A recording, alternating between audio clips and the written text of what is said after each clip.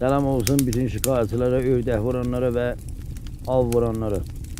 2 tane ördək səsimiz var. Bunu mənə hədiyyə veriblər dostlar. Amma bu mənim özümünkidir. Mən bunları imtahan edirəm, siz də baxın görün. Səsi nədirdir? Baxın. Çox gözəl, çox əla.